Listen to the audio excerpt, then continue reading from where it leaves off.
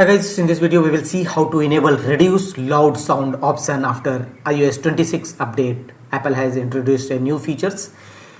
If you frequently switch between apps with different volume levels or watch videos with inconsistent audio mixes, it could be worth enabling the toggle to improve your listening experience. Go to settings of your iPhone. Here, go to sounds and haptics, tap on it. Here scroll down and you will find the option naming reduce loud sounds. Enable this feature. This will improve your listening experience.